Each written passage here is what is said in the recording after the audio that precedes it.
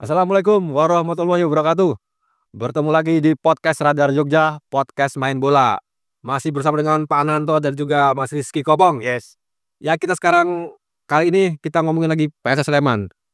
Pada minggu kemarin nampaknya lagi-lagi menghasilkan hasil minor setelah kalah 1-2 dari Bali United. Hasil itu memang membawa PSS Sleman ke hampir ya satu peringkat di atas Persis Solo di zona degradasi. Maka dari itu ini memang bagi supporter PSS saya harus bikin cemas ini karena di bawahnya PSS itu nilainya 17 semua dan hanya sisi 2 poin dari PSS. Langsung saja ke Pak Ananto melihat hasil minor PSS Sleman. Ini yang kita khawatirkan akhirnya terjadi ya Pak. Ya.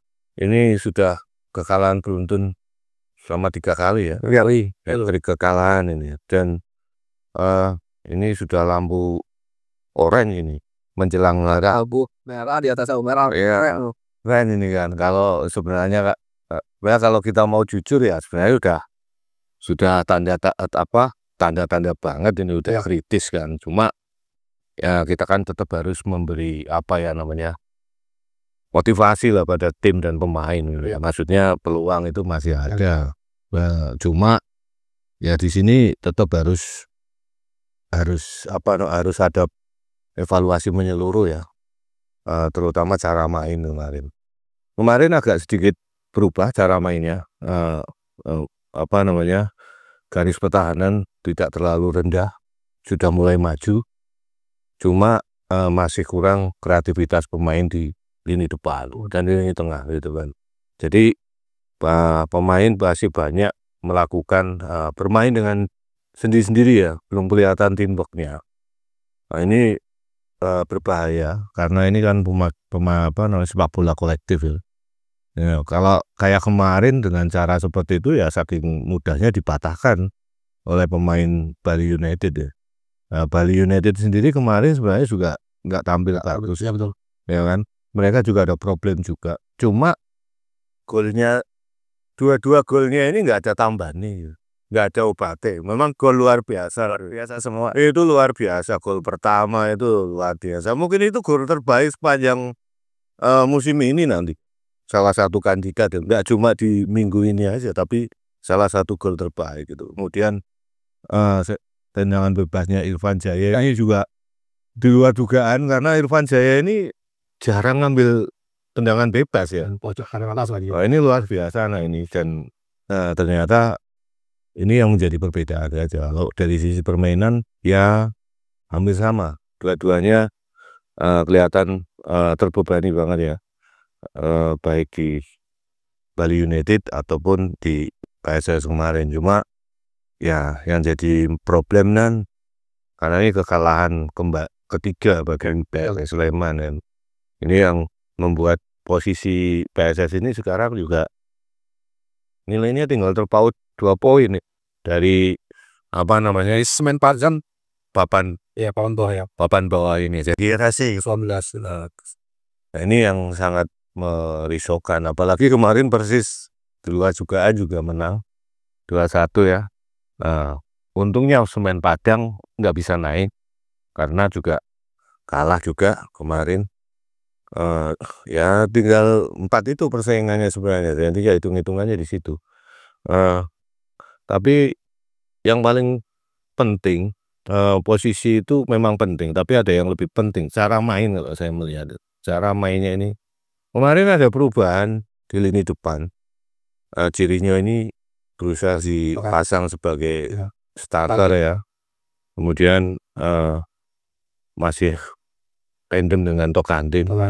Kemudian di belakang juga mengembalikan peran Kleberson di double stopper. Kemudian di lini tengah masih tetap Jayus sama Betinho.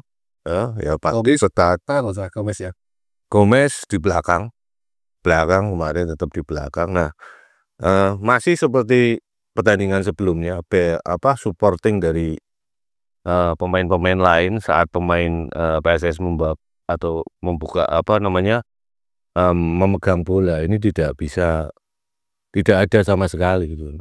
Jadi pergerakan pemain juga kesulitan gitu kan. Dan akhirnya serangan-serangan yang sudah hampir masuk ke kotak penalti hilang. Dan mungkin kemarin crossing dari sayap yang masih jadi andalan. Beberapa kali coba menusuk dari tengah, ternyata itu bisa membuahkan hasil. Cuma memang tembakan finishing touch-nya belum maksimal. Tapi itu sangat jarang dilakukan seperti itu kan. Dan golnya ini juga gol dari set piece, tendangan bebas ya, tendangan bebas yang Vico ambil. Sebelumnya kan selalu diambil Betinho ya salahnya. Kemarin diambil terus. Dan setelah itu kemudian bola mental. Untung ada Tokante. Nah ini sosok Tokante ini sebenarnya oportunisnya itu sangat tinggi. Kalau pemain ada jiwa oportunisnya ini sebenarnya kelebihan bagi dia. Babak kedua mencoba menaikkan tempo gitu kan, dengan menurunkan semua striker, juga memasukkan Rico, nyaris tidak banyak perubahan. Bahkan Rico masih terisolasi seperti pemain sendiri, dia juga bingung mau passing kemana gitu. Akhirnya satu-satunya jalan ya crossing. Nah crossing ini defendernya Bali United di batusnya bagus-bagus. Ada Elias Douglas gitu kan, dia pemain yang cukup pengalaman, pemain naturalisasi dari Thailand ini kan. Nah, dia gampang aja mengantisipasi itu kan. Kemudian kalau nggak salah satu lagi siapa back asingnya itu juga bagus mainnya gitu. Nah saya pikir ya ini berat lah. Jadi ya ini sebuah kerugian besar karena ini main di kandang ya. Statusnya main kandang ya. Main kandang, dan kemarin supporter juga banyak juga yang datang, ya kan. Kebetulan mainnya di Manahan gitu kan. Manahan itu kalau dari rumah saya itu masih satu kecamatan dengan rumah saya di Solo. Jadi saya tahu betul bagaimana atmosfernya di situ. Cuma saya nggak bisa nonton, Bang. Ya kan. Karena saya nggak tahu beli tiketnya di mana gitu. Gitu. Itu mungkin Pak. Ya. Mas Opong, sebelum laga melawan Bali United kan supporter PSS ya, BCS ya, sempat mendatangi latihan dari skuad Laskar Sembada ya. Intinya mereka memberikan semangat lah dan menuntut bahwa pemain ini tampil fight dan manajer memberikan terbaik. Tapi di laga melawan Bali United terakhir hasilnya tidak seperti yang supporter harapkan. Ini kalau Mas Opong lihat apa yang jadi masalahnya apa ini Mas Opong di tubuh PS sendiri? Ya kalau masalah mungkin di internal mereka sendiri ya Mas, kita kurang tahu apa. Kalau Mazzola sendiri sih gimana ya, dia selalu menekankan bahwa saat ini itu memang kondisi PSS itu emang berat dalam arti satu itu musim ini itu tidak bermain di kandang. Yang menjadi kendala kalau yang selalu dia tekankan seperti itu terus, bahwa Tidak bermain di kandang. karena alasannya tidak bermain di kandang dan itu akan menjadi beban tersendiri. Tapi kan supporter juga kan sebenarnya selalu mendampingi kan dan banyak yang hadir kan. Iya. Tapi alasan beliau seperti itu terus. Tuh, dan bulan ini kan bulan kelahiran BCS ya Mas ya, pasti mereka menuntut kemenangan. Mungkin kemarin ada sedikit beban tersendiri buat tim Mas. Terbebani mereka Ya dengan mungkin, tuntutan itu. mungkin. Karena kan kemarin itu kan yang datang sebelum match melawan Bali itu kan dikit. Nah besok kalau kalah yang datang mau banyak besok di latihan katanya. Iya tak Mas? Persentase tanggal pecah nggak itu nanti kira-kira? Hah? Kita lagi supporter sebanyak itu Apa ya? akan malah terbebani nggak nantinya? Ya kurang tahu Mas. Tapi kemarin itu juga Mazzola itu dituntut untuk out. Udah mulai ada ke laut. Udah mulai pada seperti itu, atmosfernya udah out lagi gitu. Kalau hasil dari informasi terakhir Mas Kopong sendiri di PSS seperti apa nih Mas?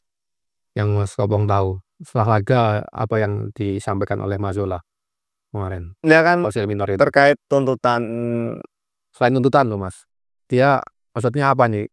Yang dasar pokok yang membuat kok dia tidak bisa menang lawan Bali, apa yang dipersoalkan oleh Mazzola? ya seperti kemarin Mas, para pemain masih dalam hal finishing itu masih kurang, masih sering terburu-buru, seperti itu.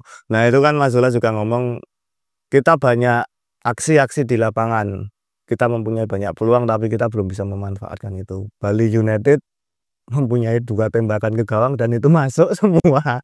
Nah itu Artinya PSS sendiri bukan tanpa peluang ya Pak ya, ada Vico kan itu menit 14 itu tendangan syutingnya Vico menurut tiang itu kan. Ya jadi Lumayan. peluangnya ini ada peluang tapi tidak matang ya. Maksudnya peluang itu tidak tercipta dengan skema yang enak gitu kan. Jadi waktu kita harus menyelesaikan peluang itu juga agak kesulitan juga kan. Ya jadi kembali lagi kalau kita mau bermain menciptakan peluang enak ya kita harus bermain dengan enak gitu kan. Kemarin kan kalau kemarin intensitasnya tinggi, cepat gitu kan, tapi hanya cepat aja, kenceng aja gitu kan. Tapi kan bagaimana cara mereka mengeksekusi itu kan belum ada apa namanya, belum ada kemajuan dari pertandingan sebelumnya. Jadi yang menjadi masalah di situ sebenarnya cara main seperti apa. Kalau lihat dari pertandingan sebelumnya ke pertandingan kemarin ya ada peningkatan, ada peningkatan dari sisi apa namanya ritme permainan, kenceng, permainannya kenceng ya udah, kenceng ke depan terus gitu kan. Tapi kan tidak menemui banyak. Tapi setuju dengan pendapat Mas Zul, pandangan alasan Mas Zul yang bahwa finishing jelek terus terburu-buru.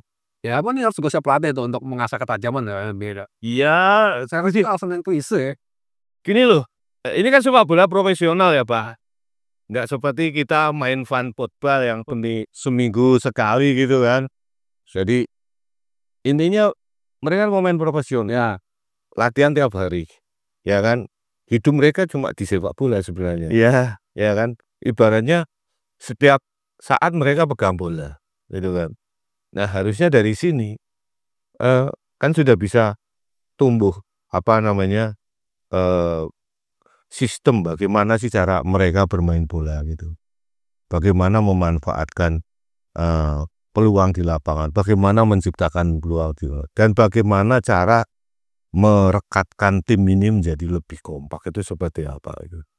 Ya karakternya PSIS dari dulu ini kan selalu bongkar pasang pemain menjelang kompetisi ya. Iya. Ya kan. Ya kayak ibarat zaman dulu kalau ada kompetisi antar desa gitu kan. Ya kan? Kita ambil pemain dulu gitu kan. Tapi kan backbone-nya ini kan belum ada itu dari musim sebelumnya itu. Ya, sekarang berapa sih pemain-pemain yang punya karakter lama di PSS ini yang di tim ini kan? Nyaris semuanya diganti. Iya. Dan itu hampir setiap tahun loh. Iya. Ya kan. Beruntung ada sosok macam kayak Hoki, Dion yang tumbuh dari bawah gitu. Abdu juga masih bergabung musim ini ya. Tapi ya itu lagi. Tapi mereka ini kan bukan backbone-nya. Iya. Dan kemudian sekali lagi ya ini memang buah si malakama ya. Kalau tim jelek pelatih yang disalahkan. Itu kan pelatih dipecat. Padahal bangun tim ya butuh waktu kan Soeharto. Ya sih. Ya harusnya seperti itu ya. Ini problem sepak bola di Indonesia kan seperti itu. Jadi kita berharap tim ini bisa bagus mainnya, bisa mengambil poin penuh terus. Cuma itu juga nggak salah karena apa? Supporter ini juga memahami kan tanggung jawab sebagai tim profesional itu seperti apa kan. Ya sudah saatnya, ya sudah sewajarnya supporter ini menuntut agar tim ini juga berkembang gitu kan. Jangan cuma stuck di situ aja. Kan sekarang beda jauh level permainannya PSS ya. Contoh, nggak jauh-jauh Persija Jakarta gitu. Kemudian Dewa United kelihatan sekali karakternya. Bahkan dengan PSIS Semarang juga. Bahkan dengan Persis Solo.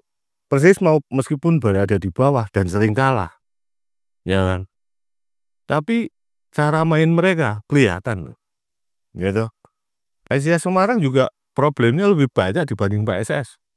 Kemarin lawan apa namanya pertandingan terakhir di Jatidiri, malah nggak ada penontonnya karena diboikot sama supporternya. Ya. Dan problem di PSIS ini jauh lebih besar dibanding PSS Sleman. Problem internal juga eksternal antara supporter dengan klub ini besar sekali. Nah, sebenarnya alasan kalau home base-nya berpindah-pindah ini ya juga bukan alasan karena pindahnya kan nggak terlalu jauh, ya cuma 80 kilo dan supporter ini setia loh, ya kan mereka nggak peduli kok. Kemarin aja di Sultan Agung aja datang meskipun jelas-jelas nggak boleh nonton ya, tapi mereka tetap nyanyi di luar, itu luar biasa deh. Dan selama ini anggapan beberapa pihak kalau ada pertandingan PSS di Bantul nanti akan rusuh, ternyata kan terpatahkan. Iya.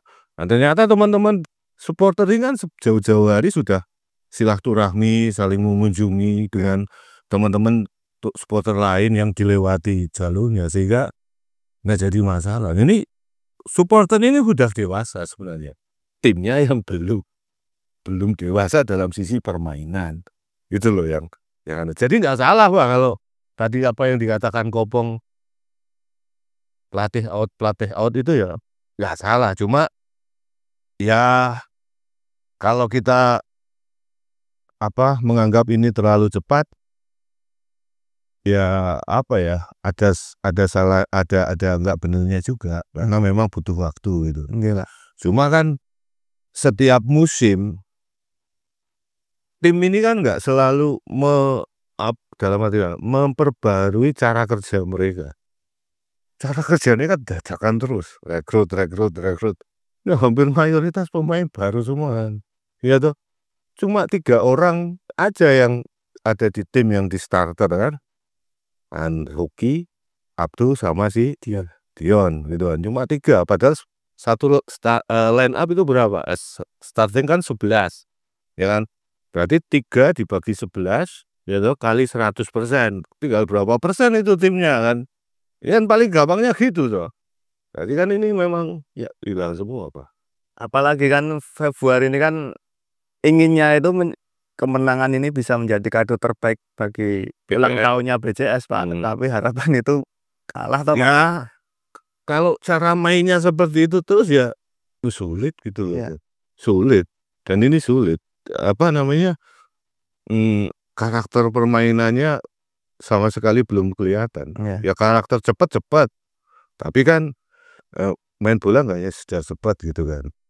Nah ini ya pantas saja kalau supporter itu kecewa gitu. Saya aja yang nonton aja kecewa kok. Harusnya ya minimal kalau bisa seri dengan bermain bagus itu nggak apa-apa. Maksudnya ada harapan sesuk dengan cara mainnya seperti ini pasti akan suatu ketika akan meraih poin gitu loh. Dulu Dewa United di awal-awal itu kompetisi juga tersyok-syok juga karena cara main yang dibawa pelatih, sistem permainan yang dibawa yang diterapkan pelatih ini kan betul-betul baru bagi pemain-pemain Indonesia. Tapi pelatih berhasil memaksakan di situ kan. Pokoknya saya mau main dengan cara ini.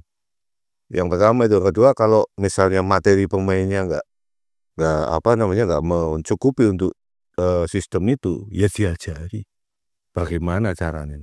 Saya pikir kalau yang namanya pemain bola profesional itu dasar-dasar bermain bola itu sudah katam harusnya lah. Bagaimana passing, bagaimana dribbling gitu kan, positioning itu harusnya udah katam. Ini bukan SSB dan bukan man football ya Pak. Man football kita main aja kadang urunan lapangannya. Ini kan dibayar ya timnya ya. Gitu loh Pak. Itu jadi tampaknya Februari ini kado buat BCS itu makin susah. Karena apa? Karena setelah laga lawan Bali ini akan ada laga lawan Arema dan Malut yang semua itu tandang ya. Ya syukur-syukur bisa menang di laga tandang ya. Dan ini tandangnya jauh lagi di Malut ini. Ternate loh. Iya toh. Ternate jauh lagi. Nah, ini luar biasa. Ya semoga saja lah bisa mendapatkan hasil. Nanti alasan lagi jauh jaraknya gitu. Ya. Dan ini problematik juga loh, Pong. Kalau misalnya pemain-pemain ada yang tahu nih, waduh away ke Malut, kok di Ternate. Mayoritas kalau dulu ya banyak pemain, saya ingat banyak pemain waktu mau main di Wamena, itu banyak yang alasan cedera, banyak yang cari kartu dulu, akumulasi kartu, karena mereka males, jauh banget Wamena itu. Jayapura itu udah jauh, Wamena lebih jauh lagi gitu. Nah ini yang kadang membuat pemain-pemain ini agak sedikit gentar dulu. Nah, ini Ternate dengan Papua ini kan nggak terlalu jauh. Tapi kalau dari Jogja jauh banget. Iya. Dan ini kita lihat aja besok apakah bisa full tim di sana. Ya, sebelum lawan Malut lawan mana tuh? Arema, Pak. Arema main di Blitar. Ya kan? Main di Blitar juga. Arema juga tim musafir juga loh. Iya, ya kan? Tim musafir. Tapi mereka juga nggak bermasalah kok dengan kondisi musafirnya itu. Di away mereka juga sering dapat kemenangan, dan di laga kandang juga mereka dapat poin bagus gitu. Nah, saya pikir ini harus segera ada perubahan yang mendasar di tim ini. Ya. Terus perubahannya nggak cukup misalnya harus mengganti pelatih juga repot lagi. Ya kan, mengganti pelatih itu juga repot lagi. Nah sekarang kondisinya sudah seperti ini. Sekarang pelatih yang tersedia siapa gitu kan, sulit. Ya kalau mau mengganti pelatih ya cari pelatih yang bisa cepat beradaptasi dengan tim dan tahu bagaimana karakter pemain-pemain ini. Ya. Nah kalau ganti pelatih lagi kan kayak musim lalu kan udah 3 kali juga tuh musim lalu itu.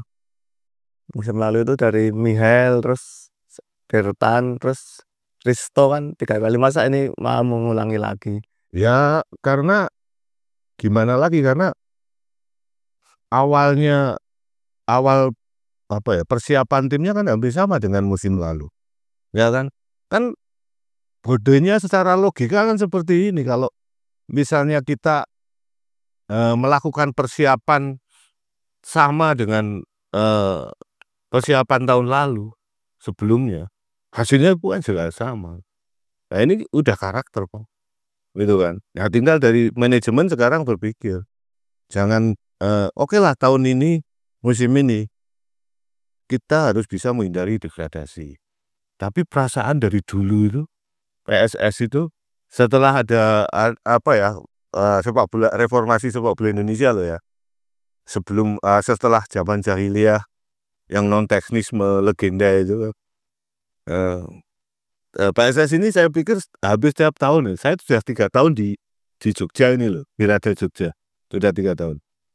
Hampir setiap tahun itu, setiap musim itu bagaimana lolos dari degradasi, itu loh. Tapi yang saya salut, supporternya setia bener loh supporternya ini.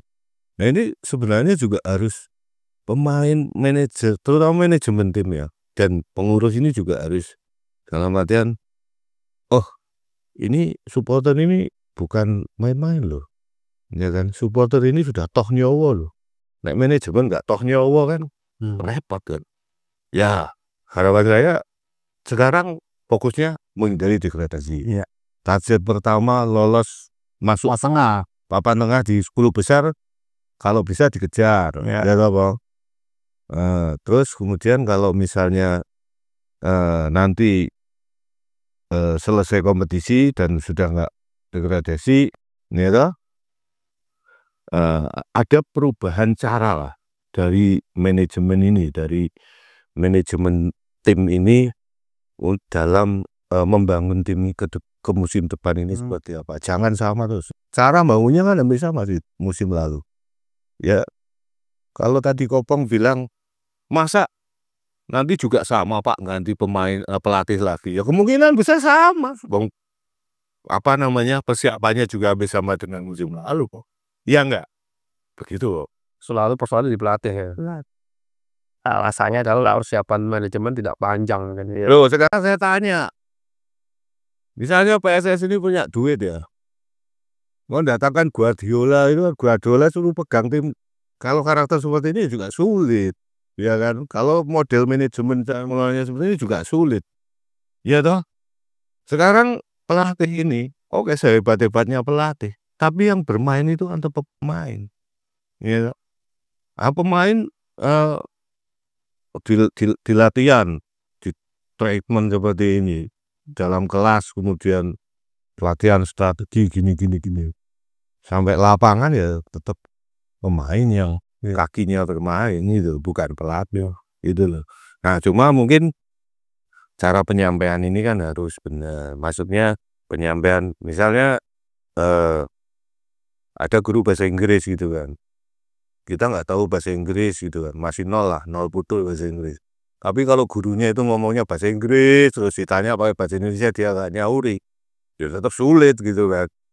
Ya kan, ibaratnya seperti itu kan. Kemudian ada misalnya pelajaran matematika nih, mengajarkan anak bagaimana agar tahu hitung-hitungan itu kan harus menggunakan apa ya, kata-kata yang mudah dipahami oleh yang diajari ini. Ya, kalau faktor bahasa bermasalah nggak, Pak? Ya, kalau memang apa ya, dalam bahasa sepak bola ini kan sebenarnya bahasa universal. Kalau dalam cara penyampaiannya, kemudian cara memberitahu mudah dipahami gitu kan. Saya pikir pemain juga bisa mencernanya. Kan pemain ini ibarat seperti apa ya, wadah air yang harus diisi air gitu kan. Nah, pengisi airnya ini kan pelatih, ya kan. Ibaratnya kan tabung kosong ini pemain gitu. Ya, diisi air di situ agar airnya ini bisa, tabungnya ini bisa penuh, bagaimana caranya. Nah, nek ngisine banyu ini langsung disor kayak dak gitu kan. Ya, nek listrik konslet bah. Ya kan. Nah, caranya. Nah, tinggal mau bagaimana ini ke depannya. Nah, ini katanya kemarin itu kan akan wawancara sama Leo ya, Pak ya. Katanya ini habis ini ya mungkin untuk mengantisipasi ke depannya ini mau mendatangkan psikolog. Berarti omongan kita kemarin didengar gitu kan. Ya kan, kemarin nanya kan ke psikolog. Nah, psikolog cukup mendatangkan psikolog, jangan mendatangkan psikiater ya, Pak. Kalau psikiater itu levelnya udah Karno itu. Apa kenal gitu. Iya toh, cukup psikolog aja. Kabar lain dari tim apa, ada yang cedera nggak, Bang? Belum ada kabar, Mas. Belum ada kabar. Belum ada. Aman tadi. Aman. Akumulasi kartu Belum ada update lagi, Pak. Tapi kemarin emang nganu ya, banyak pelanggaran juga ya. Banyak ya pelanggaran. Ya.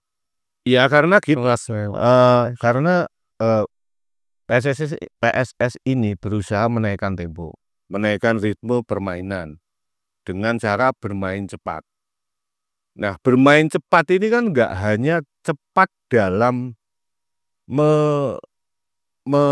melepaskan bola atau berlari dengan cepat, tapi kan bagaimana cara memindahkan bola ini dengan cepat tapi presisi, ya kan. Nah, kemarin kalau kita mau bermain cepat, kemarin kan banyak sekali direct ball yang langsung ke striker, langsung ke depan, crossing gitu kan. Tapi tidak ada permainan cepat dari pemain, bola-bola pendek yang cepat, perpindahan bola cepat, kemudian permainan cepat itu juga apa? Perpindahan posisi secara cepat. Nah, mereka itu nggak melakukan itu. Banyak sekali pemain-pemain PSS, sorry ya. Saat temennya ini memegang bola, mereka itu berdiri hanya menunggu. Ya kan? Tidak berusaha melakukan cover atau membuka ruang. Ya kalau bermain seperti ini terus ya sampai 90 menit ya selesai gitu kan. Kalau saya jadi musuhnya tinggal tunggu aja. Udah ditunggu aja ini bolanya mau kemana. Ya kan, tutup aja ditunggu gitu kan. Tapi kalau ada pergerakan tanpa bola yang lebih bagus dari teman-teman pemain lainnya ini akan lain gitu kan. Ya, faktor malas bergerak, malas berlari itu juga nggak boleh ada dalam sepak bola. Ya kalau sepak bola itu kan bergerak terus. Meskipun kita bertahan pun kita harus bergerak. Nggak boleh kita diem di lapangan gitu. Begitu kita diem di lapangan itu berat, karena apa? Tubuh kita itu sudah panas ya. Kemudian kalau kita mendadak bergerak, berhenti tanpa berusaha mencari posisi atau apa. Ini lama-lama tubuh kita juga turun lagi, dingin lagi gitu kan. Ya sama kan kalau misalnya kita fan football gitu kan. Fan football itu kalau main 15 menit udah capek kan ganti, 20 menit ganti. Dipikirnya setelah istirahat, kemudian kita masuk lagi, kita bisa fresh. Enggak bisa, kita harus memanaskan badan kita dulu untuk fresh lagi gitu kan. Pasti turun itu kondisi tubuhnya. Gitu loh, Bro. Ya, Tocantins kan yang terakhir kemarin juga mencoba formula striker Chirino sama Tocantins ya, tapi yang nggak paten juga, ini juga nggak oke lah. Sebelumnya nyoba biasanya Tocantins sama Cardozo, tapi hasilnya juga. Sebenarnya apa sih yang dibutuhkan oleh PSS ini supaya apa yang jadi masalah? Mereka punya striker setajam Tocantins, tapi kayak suplai bola ataupun juga pendamping. Sebenarnya peran pendampingnya Tocantins ini apa ya loh? Sampai sudah punya Cardozo, coba ya nggak oke juga. Cobain Chirino juga, itu apa masalahnya?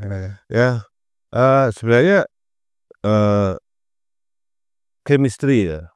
Chemistry yang pertama. Kemudian chemistry itu kan pengertian. Ini pengertian antar pemain ini tidak terbangun, ya kan. Jadi misalnya satu pemain ini, Cardozo ini punya karakter permainan itu seperti apa? Kaki terkuatnya itu kaki yang mana gitu. Kawan itu harus tahu loh, ya kan. Kemudian Vico ini kaki kirinya kuat, ya toh. Dan dia selain dia bisa menyuplai bola, dia punya kecepatan juga untuk mengejar bola loh. Dan ini sebenarnya keuntungan betul bagi PSS ini. Nah, tinggal bagaimana pemain-pemain yang lain. Gelandang bertahannya ini harus bisa membackup atau memberi suplai bola yang lebih kepada pemain-pemain yang punya karakter-karakter lebih dibanding pemain lain, Pak. Kayak Vico dia punya kecepatan, ya kan? Punya skill. Terus dia juga bisa membaca permainan. Fisiknya juga bagus. Ya kan? Kemarin dia main 90 ya. Nggak diganti. Pertandingan sebelumnya juga 90. Fisiknya bagus tuh. Dia berlari terus pada pertandingan. Tapi cuma dia tok yang berlari. Yang lain ini nggak ngimbangi, Pak. Ya kan, yang lain banyak diam gitu kan. Kalau saat terserang gitu kan, oke sing dalam tanda kutip nek disi kita tarkaman itu kan mulai becak gitu kan. Gitu. Mangkate melayu gitu, mulai becak mondel itu mlaku nende gitu. Nah, itu yang harus diubah. Jadi bagaimana membackup dua pemain-pemain yang punya kelebihan ini untuk di backup teman-temannya gitu kan. Jadi kemarin masih individu sekali. Ya. Di dua laga kemenangan sebelumnya itu kan kita melihat bahwa Tocantins sama Vico itu jadi pembeda bagus di puja-puja. Nah, kalau kamu Pong lihat tiga kekalahan ini, apa jadi faktor utama yang jadi penyebab terlihat PS itu tidak kayak nggak seperti dua laga sebelumnya gitu. Kamu lihatnya apa itu yang jadi masalah? Belum menemukan formula yang pas. Artinya kan begini Mas, kayak pertanyaanmu tadi, itu seperti pertanyaan supporter sebenarnya. Kemarin itu supporter juga mintanya seperti itu, jangan mencoba-coba. Lah, terus mencoba-coba terus kan ini Mas Ula. Nah, ini saya kurang tahu ya masalahnya apa sebenarnya di tim itu, di kesebelasan itu. Sehingga Mas Ula terus merotasi pemain di setiap laganya menjadi starter itu. Tapi kalau kacamata kamu sebagai seorang reporter olahraga yang selama ini memototi PSS, itu 3 kekalahan ini lini mana sih yang harus dibenahi sebenarnya itu yang pokok jadi persoalan PSS sendiri loh. Kalau sekarang saya ikut Pak Ananto tengah. Tapi supporter sendiri dari PSS sendiri punya pendapat apa kemarin, Bang? Ya, kamu ngobrol-ngobrol tentang tim kayak gitu kan. Ya ini Pak, jangan seringan merotasi terus. Cuman itu sih kalau di tim yang Kalau kualitas pemain teman-teman BCS ini enggak mempermasalahkan. tidak mempermasalahkan. Menurut mereka kualitas pemainnya cukup oke. Ya, yang penting kan jangan mencoba-coba terus lah. Masa setiap laga dicoba, setiap laga mencoba-coba formasi, mencoba-coba pemain seperti itu. Dan hasilnya pun ketika hasilnya bagus pun nggak masalah, tapi hasilnya kan minor gitu.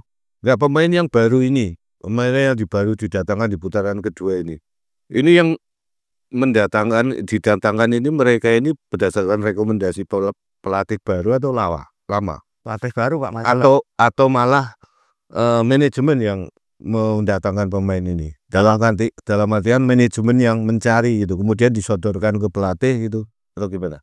Kalau ya saya wawancara Mas Zola itu keinginan Mas Zola sendiri, Keinginan dalam artian saya mau si A gitu. Ya. Nunjuk nama ini ya. Dia nggak cuma disodori ini loh, ada daftar pemain yang ada di bursa, karakternya seperti ini, kamu pilih siapa itu. Enggak seperti itu. Berarti Mas Zola ini sudah kenal pemain-pemain ini sebelumnya. Ya. Jadi sebenarnya Mas Zola sendiri nggak bermasalah kan dengan karakter pemain yang baru ini juga kan, terutama yang baru ya. Tapi mungkin termasuk Rico ini yang mendatangkan ditawari Persija atau Mas Zola yang minta atau manajemen justru yang meminta gitu. Kalau itu kurang paham Pak, kalau yang lokal Pak. Kayaknya Mas Zola juga sih. Kan dia kan pernah berstatement gini, kalau di putaran kedua ini manajemen bisa mengupayakan apa yang saya inginkan, saya berjanji akan membuat tim ini lebih baik. Nah itu kan kayak mendatangkan pemain juga kan, kayaknya kan keinginan Mas Zola sendiri Pak itu Pak sepertinya. Ya kayak kemarin melepas Irka Mila ya. Irka Mila malah cetak gol di Semen Padang. Ya, jadi tapi itu ya entah kebetulan entah apa ya, kita nggak tahu ya, yang apa itu pas lagi hoki gitu kan, ya nggak tahu. Cuma kalau memang kondisinya seperti itu kan memang ini pelatih sudah dipenuhi semua kemauannya kan. Ya. Kalau misalnya nanti diganti, ini kan kemauan dari keinginan dari pelatih yang Mas Zola ini. Kalau kemudian datang pelatih lagi kan mengubah lagi. Ya. Gitu. Terus banyak pemain-pemain yang nggak sering bermain sekarang, kayak si Tanggang, terus kemudian siapa Hamisi itu di beberapa perbincangan kita kan sempat kita bahas itu. Ya. Kenapa mereka nggak dimainkan itu? Sama sekali nggak diberi menit bermain ya kemarin ya. Iya. Kenapa, Pong? Ya ini Pak, kalau menurut saya sih Mas Zola ini lebih percaya kepada Betinho ya, dan Betinho sendiri itu menurut versi BRI Liga 1 dia masuk best 11-nya Pak. Best 11-nya BRI Liga 1 musim ini. Masa musim ini? Ya di beberapa pertandingan terakhir. Best 11-nya si Betinho. Versi BRI Liga 1. Itu dari data mungkin yang didapat statistiknya BRI gitu. Mungkin seperti itu ya, mungkin kalau secara kacamata kita Betinho ini kurang gimana, tapi mungkin BRI mempunyai sudut pandang sendiri toh Pak. Ya tapi kan hasil akhir kan juga bisa menjadi bukti toh. Meskipun dia best 11 tapi kalau hasilnya nggak best itu juga orang the best hasilnya nggak. Iya toh. Akhirnya kan nggak best toh. Ya kan. Better aja belum loh. Kok bisa sampai best sih ya. Ya toh, ya ini perlu dipertanyakan. Ya kita nggak usah mempertanyakan lah, itu haknya karena mereka punya alat yang lebih canggih dan cara yang kita kan cuma lihat di lapangan sama hasilnya aja. Iya. Nah yang tahu statistiknya kan mereka, monggo gitu. Untuk hoki sendiri untuk ke depan gimana Bang? Kira-kira masih akan starter nggak nih menggantikan Cardozo? Sudah, Chirino sudah, hasilnya kurang oke. Kan akan coba hoki mungkin kan? Enggak ya? Tipis ya. Tipis ya. Kenapa Bang? Kenapa? Kayaknya Mas Zola ini lebih mempercayakan orang-orang Brasil ya, orang asingnya ya Pak, orang-orang Realisme. Nah nggak tahu sih. Lebih percaya, kalau saya sudut pandang saya seperti itu sih. Tapi Mas Zola sendiri nggak pernah ngomong kenapa kok dia nggak pernah starting 11 dari hoki ini? Nggak pernah ngomong. Nggak pernah ngomong. Nanyain kenapa hoki kok jarang sekali. Ini sudah mulai kehilangan tempat ya di starting line up ya. Iya, hoki. Sudah berapa pertandingan nih hoki nggak pernah diturunkan sebagai starter. Selalu di babak kedua itu pun di menit-menit akhir kan, untuk menambah daya gedor. Dan parahnya dia juga sering diturunkan saat ketinggalan. Ya. Nah, nggak pernah diturunkan dari menit pertama. Ya ini ya itu hak semuanya ada di pelatih sih. Dari pelatih. Tapi kalau dari hasil ini memang yang tanggung jawab itu pelatih. Ya kan. Kemudian kalau dari hasil keseluruhan dalam satu musim gitu kan, karena persiapannya juga hampir sama dengan musim lalu, ya mungkin saja nanti hasilnya juga hampir sama dengan musim lalu, Pak. Ya nanti tinggal musim depan ini mau seperti apa gitu. Ya.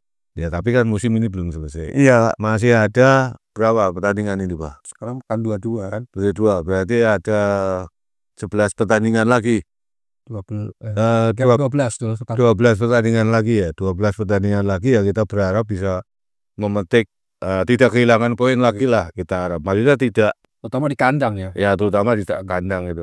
Kandang kalau kehilangan poin di kandang ini ya Lumayan. berat sekali, karena kan pesaingnya juga sekarang performanya naik terus loh, Pak. iya. Ya, performanya naik terus. Iya, Pak. Sama persis ya. Terutama Persis. Karena Persis perubahannya besar sekali dan ketoknya dananya tidak terbatas itu. Gitu kan. PSS saya pikir juga nggak terbatas dananya ya, Bang ya. Ya. Moga-moga nggak terbatas gitu. Nah, Semen Padang juga luar biasa gebrakannya mendatangkan pemain, cuma belum hoki saja gitu kan.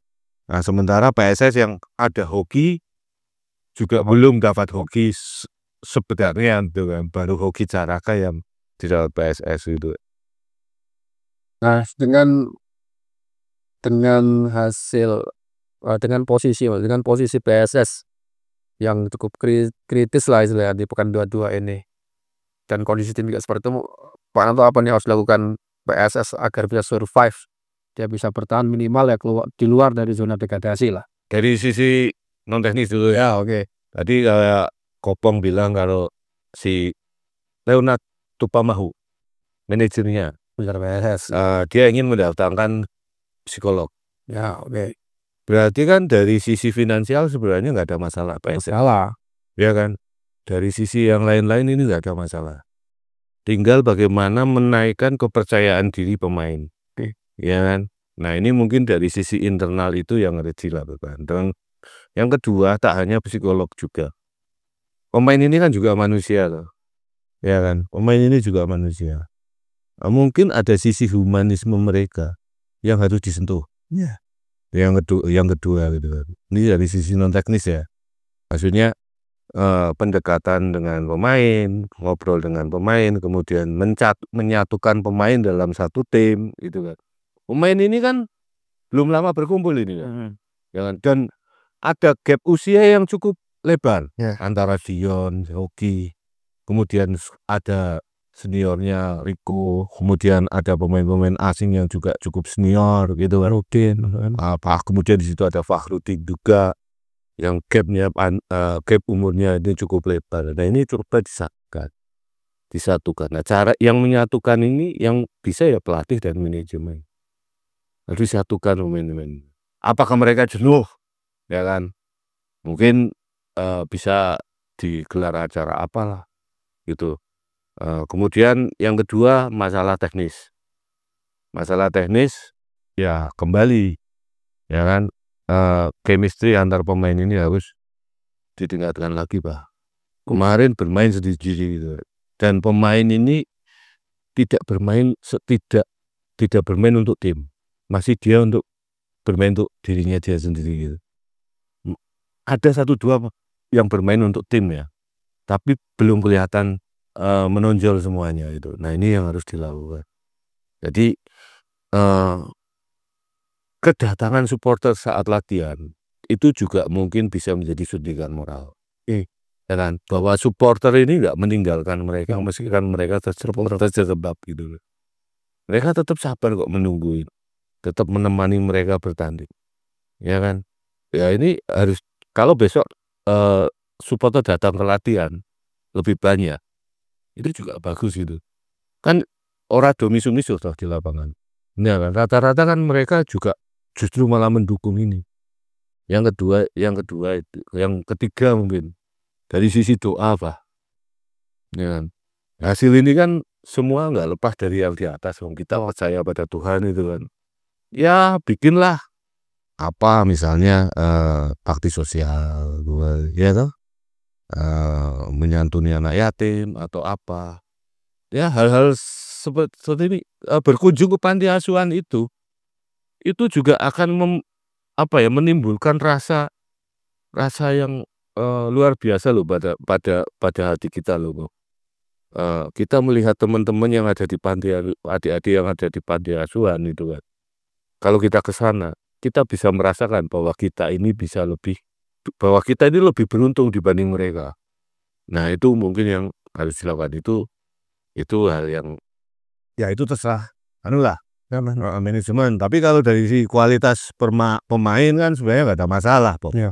Nggak ada masalah, tinggal cara bermainnya dulu. Dari sisi teknis ya itu kolektivitas permainan sama bagaimana memberikan pemahaman pemain untuk bergerak dan bergerak. Jangan diem gitu. Itu. Kalau Bang, apa nih yang harus dilakukan Mas Zola nih, Pak manajemen? Ya tingkatkan kerja kerasnya. normatif. Ora iso Pak Haranto. Pentingnya sekali tips, Bos. Ora iso jelasnya Pak. Oke. Oke, siap. Ya kita dukung terus lah PSS Sleman apapun itu. Kartos ini. Ya suatu saat kita juga mungkin harus nonton langsung, Pak. Yap. Ya kan? Kalau nanti udah mau sih Buka ya. Maguwo kita harus nonton langsung. Ya kan? Kalau saya nonton di Solo sebenarnya dekat rumah saya. Ya. Cuma saya nggak tahu bagaimana tiketnya itu loh, Pak.